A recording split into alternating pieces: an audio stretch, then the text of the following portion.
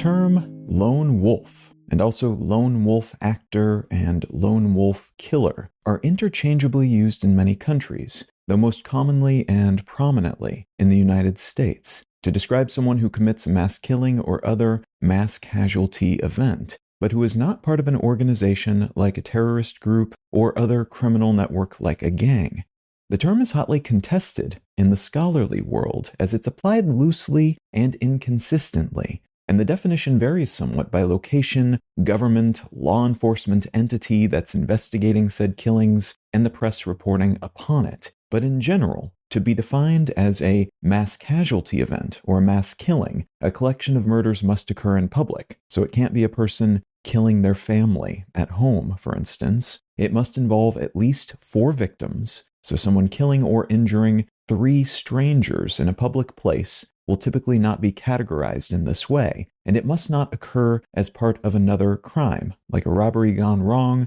or as part of a larger conflict between 2 rival gangs. So within that context of mass killings and mass casualty attacks, a lone wolf is someone who acts solo, the term originating with the concept of a wolf that has been separated from or perhaps outcast from its pack. Someone who kills a bunch of people at the instruction of a terrorist organization like ISIS then would not be considered a lone wolf, even if they commit the act without any direct aid from that group, though this definition is wobbly even in that regard, as someone who takes inspiration from a group like ISIS, committing a mass killing to support that group's cause, but not directly connected to the group, might be labeled a lone wolf or not. And there's no hard set rule as to which definition is correct. This was a somewhat common issue already back in the late 20th century, when many so-called lone wolf terrorists were committing acts of violence in support of anarchist ends.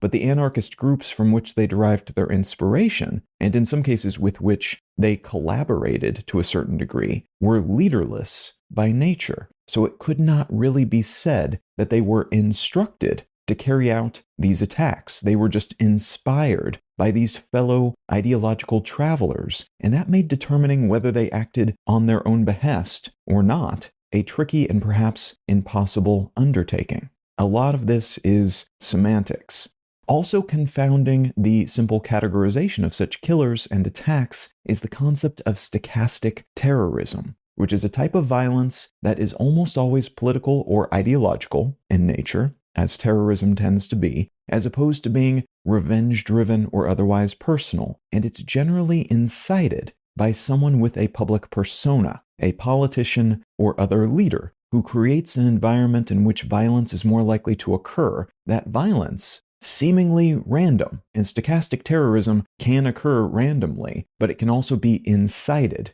asymmetrically in this way. That terrorism then on average directed in a specific direction. So a politician who says something like, "Man, people from the opposing party really believe some horrible stuff, and I would not be surprised if something happened to them, considering how evil they are." And if they say that while at the same time stoking the flames of potential violence throughout the population by increasing animosity between political parties and maybe even religious groups, they might be aiming to spark stochastic terror that would then target that opposing group, which in turn could benefit them and their ambitions. By riling up their base in this way, by sowing the seeds for potential attacks against their perceived enemies, violence in their favor, aimed at those enemies, is more likely to happen, but in a way that is deniable for them. It's just a random act of ideological murder that they can denounce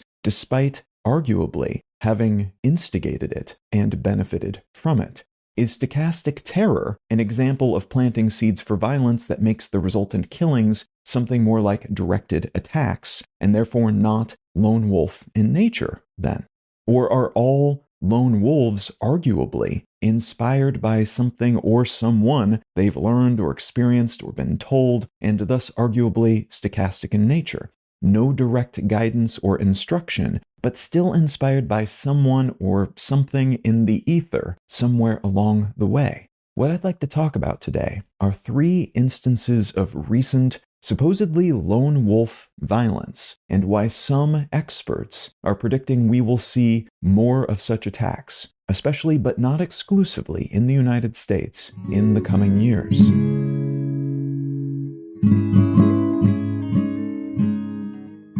You're listening to Let's Know Things. I'm Colin Wright. I'm able to keep this show ad-free because of support from listeners like you. If you're finding value in what I'm doing here, consider becoming a paid supporter for the cost of a cup of coffee each month at letsknowthings.com. And as a thank you for your helping me keep this show solvent, you'll receive an additional bonus More Things episode each month. All right, let's get back to the show. There were nearly 500 officially recognized mass shootings in the United States in 2024. And again, that means 4 or more people injured or killed in public and not as part of another crime being committed. That is actually down from previous years, the preceding 4 of which have each had more than 600 mass shootings, and on average, a little less than 10 people are killed in these shootings, though that figure is nudged upward somewhat by the largest of these mass killings, like one in Las Vegas in 2017 that saw 60 people killed and more than 80 wounded,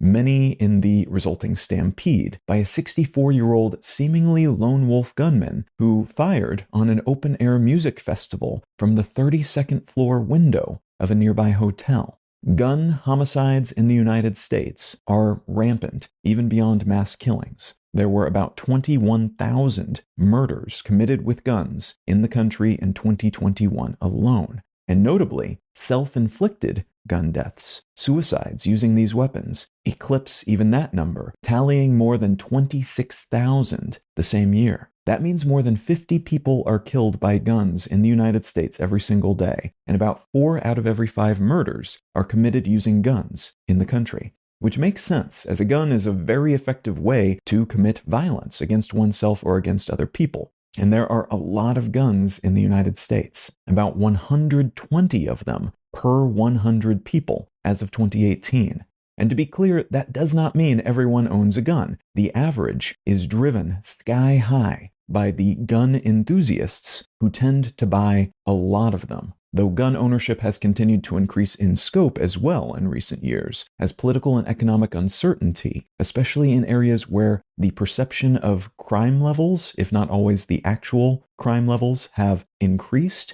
that perception and that uncertainty tends to drive more widespread gun sales, even amongst non-enthusiasts. Given all of that, it's maybe not a huge surprise that many apparent lone wolf attacks in the United States are committed using firearms, sometimes assault rifles, sometimes guns that have been augmented using bump stocks or similar add-ons that make a normal gun into basically an assault rifle, and sometimes just using a pistol, which can be easily pocketed and carried around pretty much everywhere in this country. On December 4th of 2024, the CEO of United Healthcare, which is part of the largest insurance company in the United States, United Health Group, Brian Thompson, was gunned down in front of the Midtown Manhattan Hilton Hotel. The alleged killer, who was later identified by law enforcement officials as Luigi Mangione, was captured on nearby CCTV cameras, was wearing a hoodie and an expensive backpack while shooting Thompson, and used a pistol with a suppressor, a silencer, to shoot him multiple times.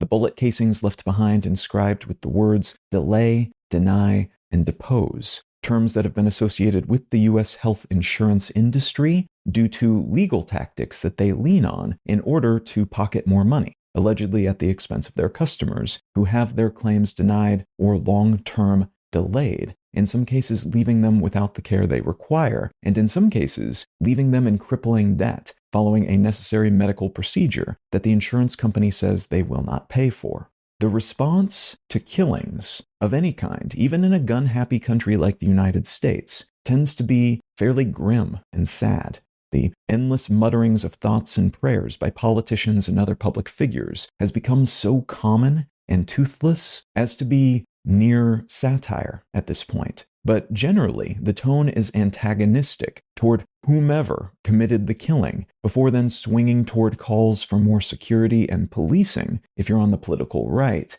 and more gun regulation if you're on the political left. And that's generally where we leave things until the next headlines capturing shooting, and we typically, unfortunately, do not have long to wait. Thompson's murder, though, was almost immediately met with celebration across the political spectrum. Working class folks, Democrats and Republicans, and everyone in between, and even those on the furthest political extremes, started to mutter about how it serves him right, before then realizing that everyone else was muttering the same thing, and that led to outright enthusiasm, especially online, and even calls for more of the same across the social media landscape. Many normal people doing the typically politician and ideologue thing, basically posting their hopes that someone will knock off other CEOs as well, seemingly aiming to spark more stochastic violence in their favored direction. The wealthy, and especially the CEO class, were horrified at this response, perhaps understandably,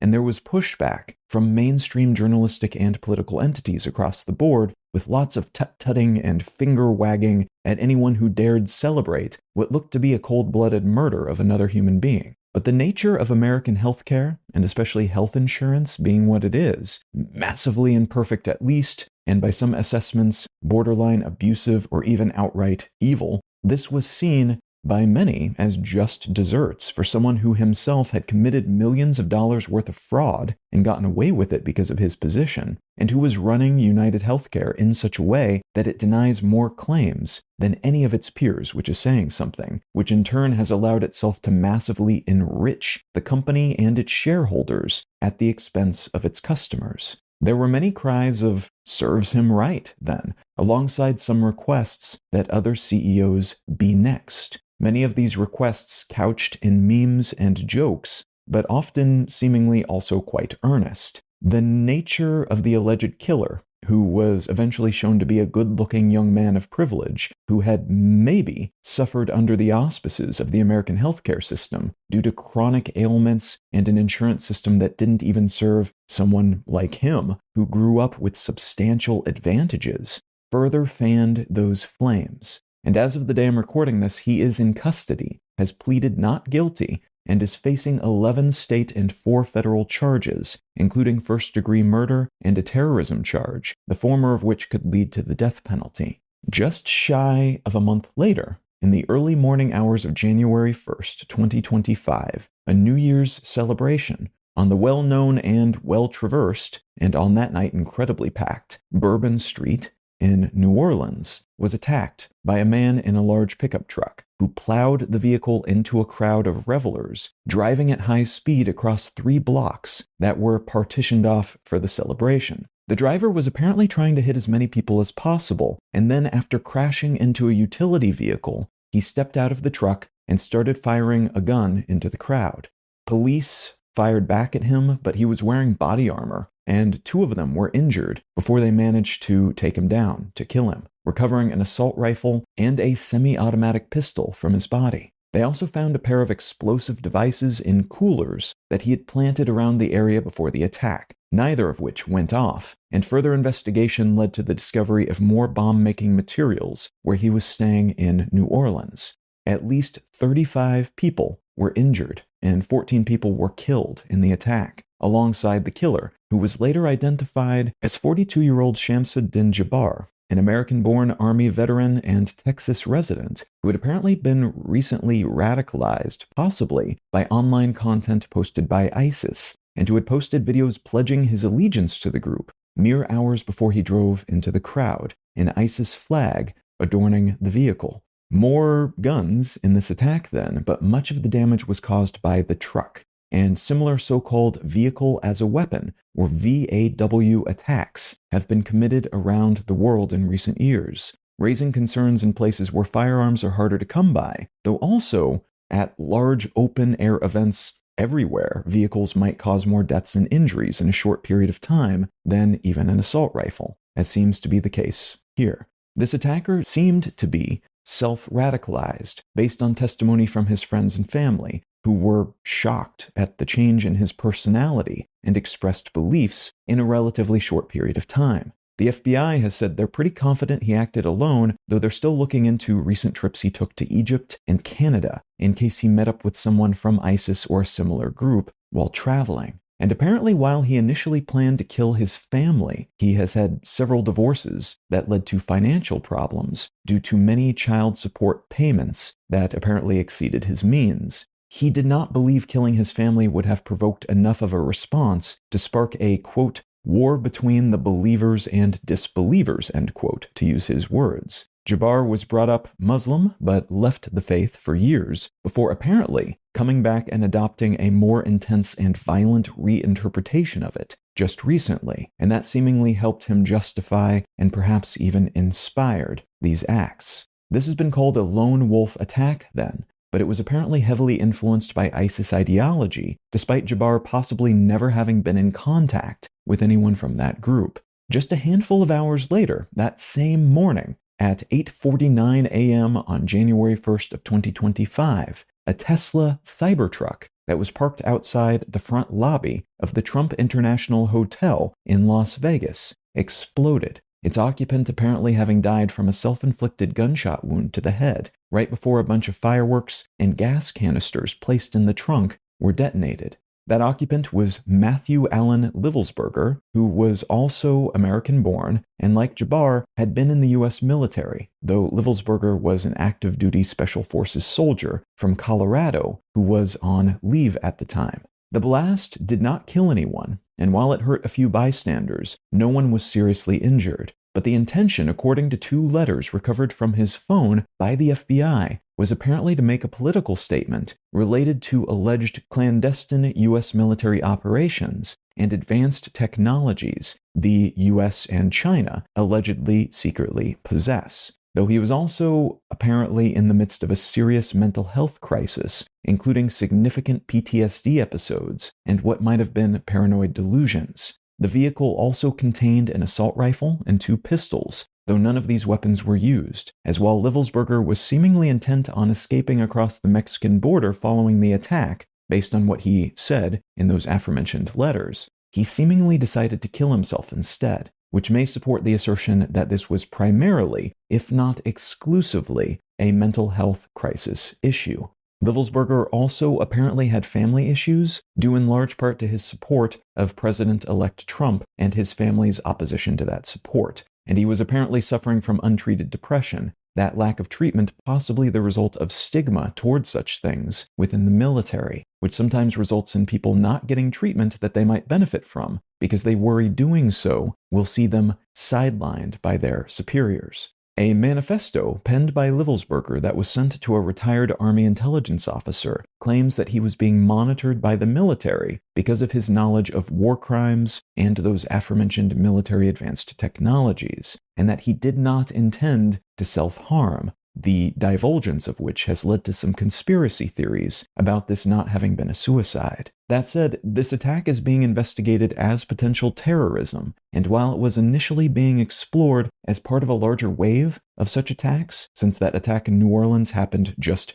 hours earlier, and both attackers used the same online car rental service to procure the vehicles they were driving, investigators have since indicated they do not believe these attacks were connected. Interestingly, Livelsberger's letters also criticized income inequality, though with a politically conservative bent, basically saying that the country has become too liberal and effeminate, and that Trump, Elon Musk, and Robert Kennedy Jr. needed to take control of the government and make the U.S. more masculine so that it could compete against entities like China, Russia, and Iran. Experts on ideological violence and political fracturing have warned that we may see more lone wolf and lone wolf-esque violence in a more polarized society, in which people are less likely to consider those on the opposite side of the political aisle to be people that they just happen to disagree with, and more likely to think of them as bad or evil or even subhuman, which makes violence like this more thinkable. That is obviously not ideal, as these sorts of attacks are difficult to prevent. Their solo nature, meaning there's no network to track and pluck apart, nothing to infiltrate, and fewer easily accessible data points to aggregate and in which to recognize a pattern. Lone wolf attackers tend to cause less damage than groups can on average then, but they're often almost invisible to the organizations that hope to stop them anyway, right up to the moment that they start killing and injuring people. We are also entering an era in which trust in authority has degraded substantially. New technologies have made the research, hardware procurement, and implementation of such attacks a lot more attainable and doable to more people, which means folks suffering from different sorts of psychological or physical torments, or those who simply have strong opinions and a lot of perceived enemies, are more likely to be able to act on that confusion or those hatreds, in some cases at a moment's notice, and in some cases without anyone beyond their immediate friends and family recognizing that something might be up until it's too late. We may be entering a period of heightened threat then, in the US especially, because of the number and wide distribution of highly effective weapons throughout the population, and because of the period of political polarization and animosity we seem to be wading through, but also throughout the rest of the world, to some degree at least, because of those same political and ideological factors, and because of how big and weapon-like vehicles have become, and how relatively easy it is to get one's hands on information that allows for the construction of things like bombs, and the technologies required to 3D print and otherwise manufacture deadly implements of all shapes and sizes.